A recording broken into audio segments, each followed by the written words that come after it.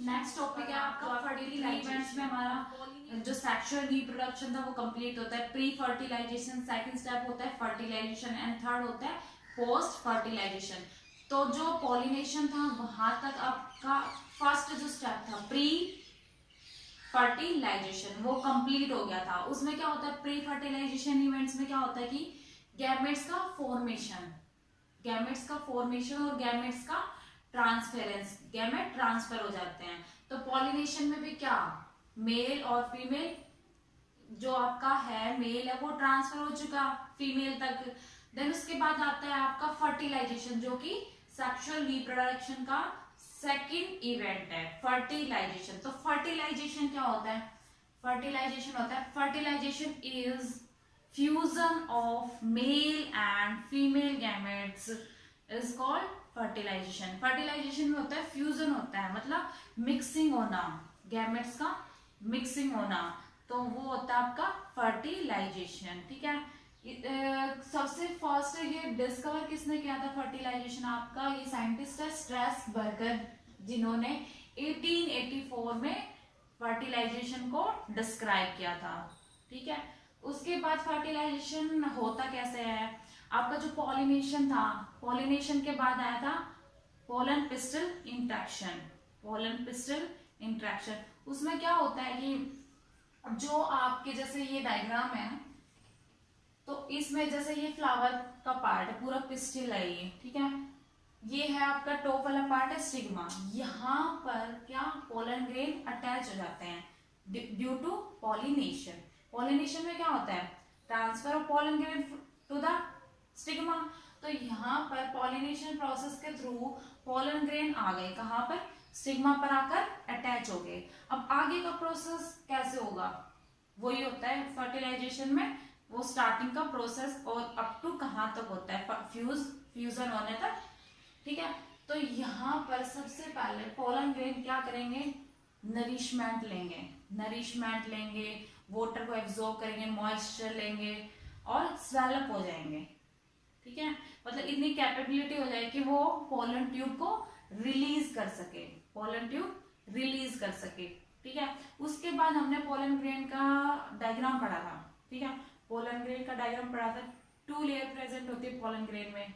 एक होती है कि एक्साइन होती है, आउटर एक्साइन होती है और इनर इंटाइन होती है। ठीक है, बट जो आपकी इंटाइन लेयर है वहां पर क्या प्रेजेंट होता है? कहीं कहीं पर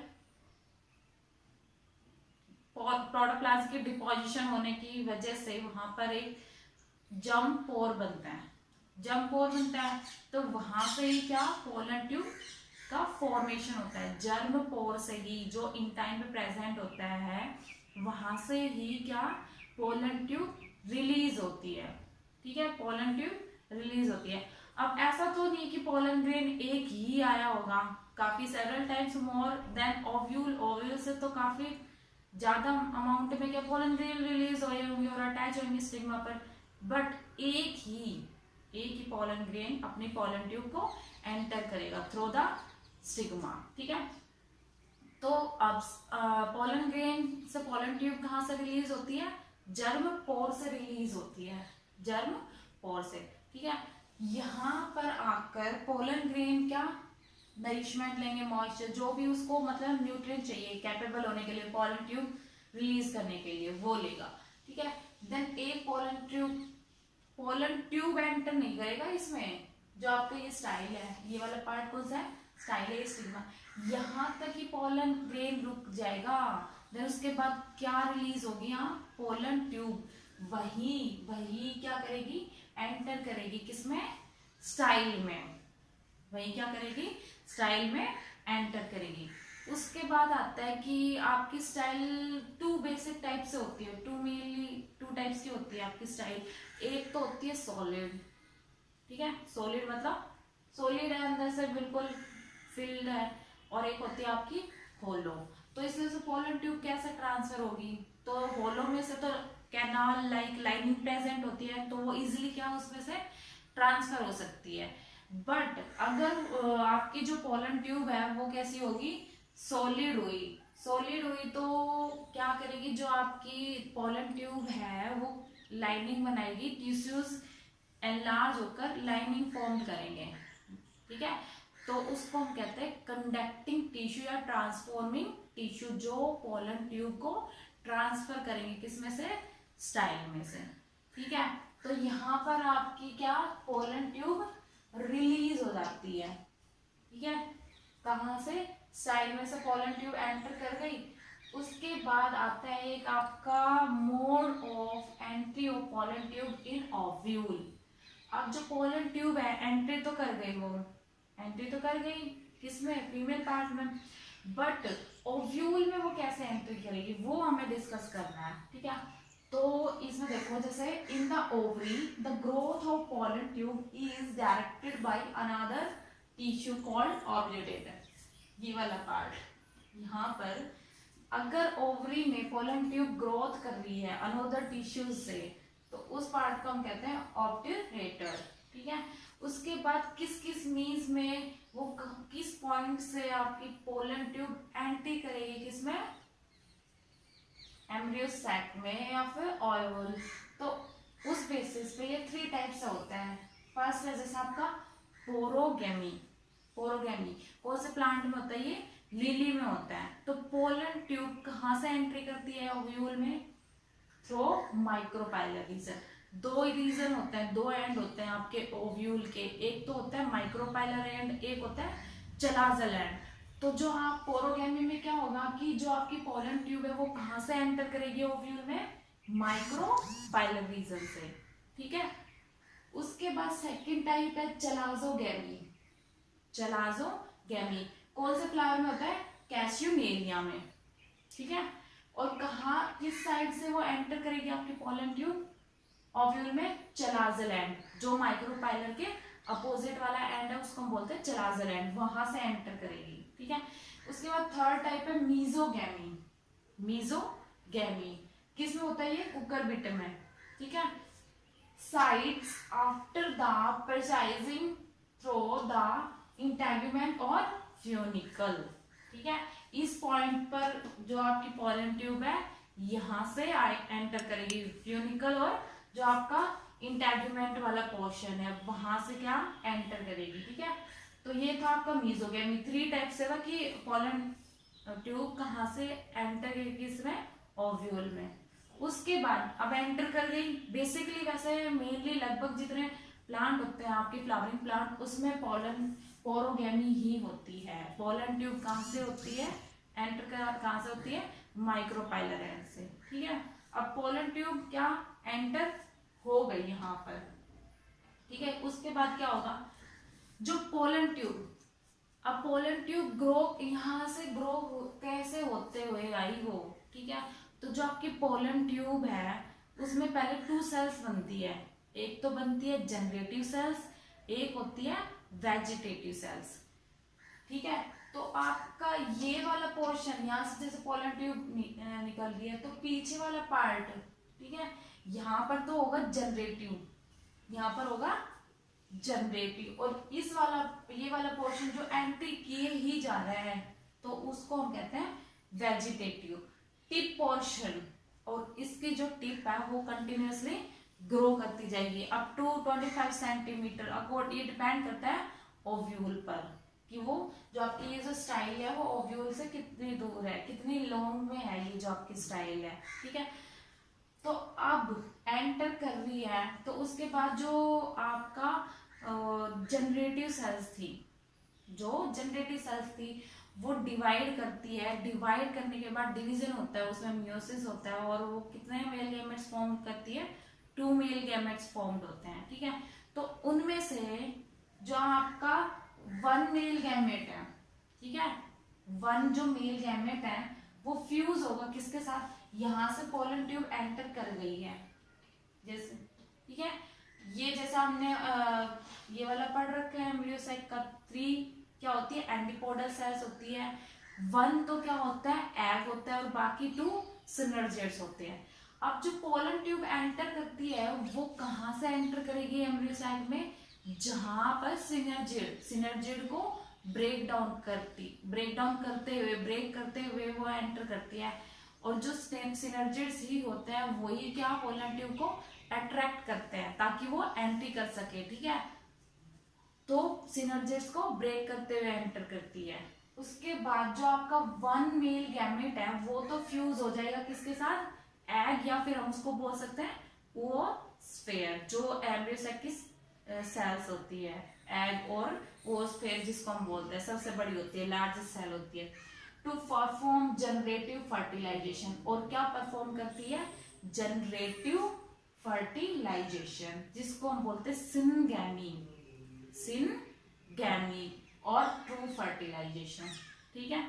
नेक्स्ट आता है nucleus of second male gamete, और जो आपका सेकंड मेल गैमेट है, एक तो फ्यूज हो गया किसके साथ, एग के साथ, बट जो दूसरा गैमेट है आपका उसका जो न्यूक्लियस है वो फ्यूज करेगा। सेकंड जो गैमेट्स है उसका जो न्यूक्लियस है वो फ्यूज करेगा, fuses with two diploid secondary nucleus of the central cell. ये जो एम्ब्रियोसाइट में हमने पढ़ा हुआ है सेंट्रल सेल होती है, उसका जो डिप्लॉयड न्यूक्लियस फॉर्म्ड होता है, सेंट्रल सेल किसमें, डिप्लॉयड सेल से तो होती है, तो उसके साथ फ्यूज होगी और क्या परफॉर्म होगा, PEN, प्राइमरी एंडोस्पर्म न्यूक्लियस, और क्या परफॉर्म होगा, प्राइमरी एंडोस्पर्म न्यूक्लियस, ठीक है।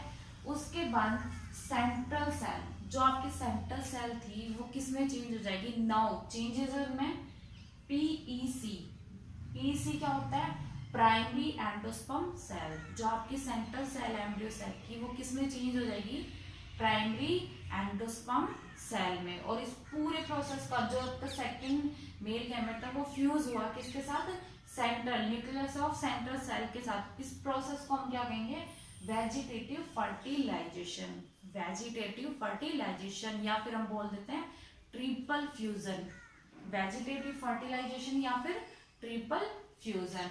इस ट्रिपल फ्यूजन इसको क्यों बोला, क्योंकि 3 न्यूक्लियाई गेट फ्यूज, क्योंकि इसमें 3 न्यूक्लियाई क्या करती है, फ्यूज करती है आपस में, ठीक है। 3 न्यूक्लियाई कैसे, 2 पोलर न्यूक्लियाई, एम्ब्रियोसाइट के सेंटर में क्या कितने न्यूक्लियाई प्रेजेंट होती है, 2 पोलर न्यूक्लियाई प्रेजेंट होती है, और एक तो अपना था ही मेल गैमेट, एक तो मेल गैमेट फ्यूज हो ही रहा था, किसके साथ हुआ है, 2 पोलर न्यूक्लियाई जो सेंटर में प्रेजेंट होती है। नेक्स्ट हमारा लास्ट फर्टिलाइजेशन था आपका, सेकेंड इवेंट था फर्टिलाइजेशन उसका सेक्सुअल रिप्रोडक्शन का। तो फर्टिलाइजेशन में एंड में क्या हुआ था आपका, ट्रिपल फ्यूजन हुआ था और डबल फर्टिलाइजेशन हुआ था। तो डबल फर्टिलाइजेशन को हम कंटिन्यू करते हैं। डबल फर्टिलाइजेशन होता क्या है, double fertilisation is the fusion of 2 male gametes, fusion of 2 male gametes brought by pollen tube. जो पोलन ट्यूब में आपके 2 मेल गैमेट्स थे वो क्या करेंगे, फ्यूज करेंगे, फ्यूज विद किसके साथ फ्यूज करेंगे, अब वो जो आपकी different type of cells present है किसमें, फीमेल गैमेटोफाइट, या फिर हम उसको बोलते हैं एम्ब्रियो सैक। तो fusion of male gametes both by pollen tube with different types of cell present in female gametophyte और embryo sac is called double fertilization, ठीक है। बेसिकली जो आपका डबल फर्टिलाइजेशन होता है वो एंजियोस्पर्मिक प्लांट्स में ही होता है, ठीक है। तो सबसे पहले स्टार्ट कहाँ से होगा, पोलन ट्यूब आपके एंटर करी थी, 2 मेल गैमेट्स के साथ एंटर करी थी।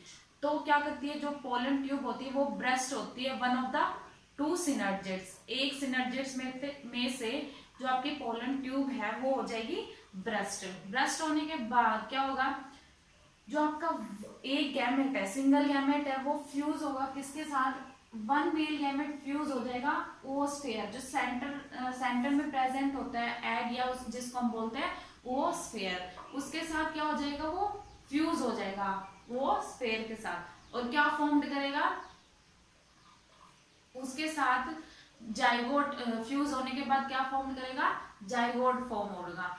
तो जो आपका ओस्फेयर था वो भी कैसी सेल्स थी, हैप्लॉइड सेल्स थी, और जो आपका मेल गैमेट आया था पोलन ट्यूब के थ्रू वो भी क्या था, हैप्लॉइड था। हैप्लॉइड मिलकर क्या फॉर्म करेंगे, डिप्लॉइड सेल्स फॉर्म करेंगे। डिप्लॉइड सेल्स यहाँ पर क्या है, जाइगोट, जिसको हम डिनोट करते हैं 2n से, जिसको हम डिनोट करेंगे 2n से। It is also called syngamy. Syn means होता है 2, यहाँ पर 2 सेल ही तो क्या फ्यूज हो रही है, तो सिनगैमी इसलिए बोला है कि सिन का मतलब होता है 2। इस प्रोसेस को हम सिनगैमी भी बोल सकते हैं या फिर ट्रू फर्टिलाइजेशन भी बोल सकते हैं। ट्रू फर्टिलाइजेशन या फिर जनरेटिव फर्टिलाइजेशन, ठीक है, जनरेटिव फर्टिलाइजेशन।